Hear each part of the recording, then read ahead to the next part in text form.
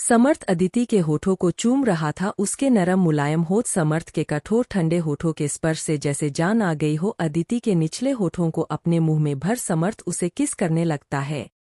अदिति भी समर्थ के एहसास में पिघल रही थी और उस किस में खो रही थी। समर्थ अपनी हाथों को अदिति के पीठ पर ले जा उस पर अपनी पकड़ कस देता है और पैशनेट किस करने लगता है।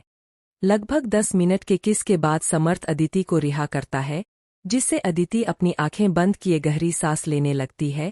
जिसे अदिति का सीना ऊपर नीचे हो रहा था, जिसे देख समर्थ को अपना गला सूखता हुआ महसूस हो रहा था और उसके वो गुलाबी होठ जो किस की वजह से और भी ज्यादा लाल हो गए थे। वो एक बार फिर उन्हें चूमना चाहता था और वो किस करने के लिए आगे बढ़ता है।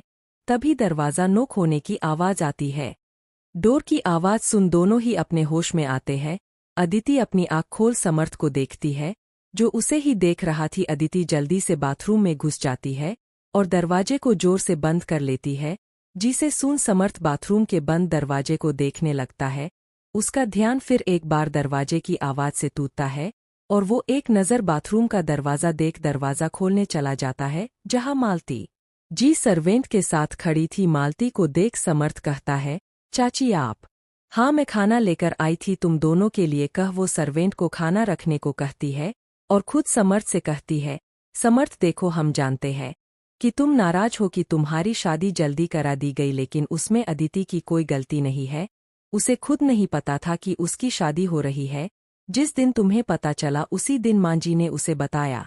और रही बात अदिति के यहाँ अचानक आने की, तो वो अभी नहीं आती, लेकिन उसकी नानी माँ के मौत के बाद उसके मामा मामी ने एक उसे ऐसे आदमी को बेच दिया था जो लड़कियों की दलाली करता था। अगर उस दिन तुम्हारे पापा और मां जी किसी काम के बहाने अदिति से मिलने नहीं जाते तो पता नहीं आज वो बच्ची किस हाल में होती।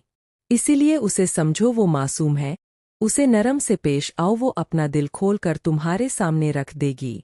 Kyä hoga age janane keskiviikko lyuesne. उस दिन तुम्हारे पापा और मां जी किसी काम के बहाने अदिति से मिलने नहीं जाते तो पता नहीं आज वो बच्ची किस हाल में होती। इसीलिए उसे समझो, वो मासूम है, उसे नरम से पेश आओ, वो अपना दिल खोल कर तुम्हारे सामने रख देगी। उसने बचपन से सिर्फ तुम्हें अपना हमसफर माना है, जिसके सपने उसे बचपन से दिखाए गए हैं। बाकी तुम खुद समझदार हो, कह मालती वहां से चली जाती है और समर्थ वो मालती की बातों को सोचने लगता है। अगर पापा को वहां पहुंचने में थोड़ी भी देर होती तो अदिति के साथ ना जाने क्या अनर्थ हो जाता। वो दरवाजा बंद कर पीछे मुड़ देखता है, जहां अदिति जमीन में अपना बिस्तर लगा रही थी। जिन्हें देख समर्थ कहता है, तुम क्या कर रही हो? समर्थ के सवाल डॉट कोडोट सुन अदिति अपना सर उठा समर्थ को देखती है और मासूमियत से कहती है, हम अपना बिस्तर लगा रहे हैं। कल आपने हमें जमीन में सुला दिया था, जिसकी वजह से हमें ठंड लग रही थी, इसलिए हम बिस्तर लगा रहे हैं। अदिति के जवाब को सुन समर्थ कुछ नहीं कहता और अपने सोफे के पास जाते हुए कहते हैं, चाची खाना ले आई है, खाना है तो आ जाओ। अदिति जल्दी से सोफे में बैठ समर्थ के लिए खाना निकाल अपने लिए है और फिर बिना समर्थ का इंतजार डिनर करने लगती है। उसकी स्पीड देख समर्थ उसे देखने लगता है, तो अदिति अपने मुंह में एक और निवाला डाल क्यूट सा फेस बना कहती है, वो हमें भूख लगी थी, हमने सुबह से कुछ नहीं खाया, इसीलिए कह अदिति अब अपना सिर झुकाए धीरे धीरे खाने लगती है और समर्थ वो अदिति को देख अपना डिनर करने लगता है। कुछ देर बाद डिनर करने के बाद अदिति प्लेट समेत रसोई में चली जाती है और समर्थ वो अपना लैपटॉप ले काम करने लगता है और अदिति वो अपनी जमीन में बिछाए बिस्तर पर जाकर सो जाती है। रात के 2 बजे जाकर समर्थ अपने लैपटॉप को बंद अपनी नज़र उठा देखता है, जब उसकी नज़र सो रही अदिति पर जाती ही, जिसकी बंद घनी पलके, खूबसूरत गुलाबी होठ और उसके वो चबी चिक्स वो बहुत प्यारी दिख रही थी, जिसे समर्थ अपनी नज़र नहीं हटा पा रहा था। अदिति से अपनी नज़र हटा समर्थ सिगरेट ले बालकनी में चला जाता है और लंबी लंबी कश लेने लगता है। उसकी नज़र में अदिति का वो मासूम सा चेहरा, उसकी आंसुओं से भीगी पलकें बार बार उसे याद आ रही थी, जिसे इरिटेट हो समर्थ कहता है, मैं क्यों सोच रहा हूँ इस लड़की के बारे में, कह समर्थ एक और सिगरेट ले उसकी कश लेने लगता है। दिल में हलचल मची थी, जिसका कारण सिर्फ अदिति थी, जो उसका दिल और दिमाग में घर कर गई थी। उसका समर्थ के गले लगना, सवाल करना, उसकी आंखों के आंसू, उसका रोना, सब कुछ समर्थ के नज़र के सामने घूम रहा था। थोड़ी देर बाद समर्थ रूम में आता है और बिना अदिति को तरफ देखे बिस्तर पर जाकर सो जाता है। अगली सुबह आज अदिति की पहली रसोई थी और अदिति किचन में गाजर का हलवा बना रही थी जो कि उसने सावित्री जी से पूछकर समर्थ के पसंद का बनाई थी। हलवा बनाने के बाद अदिति ने बकियों के पसंद का भी खाना बनाया था और खाना लगभग तैयार हो चुका था। डाइनिंग में पहले ही लग चुके थे, बस हलवा बचा था।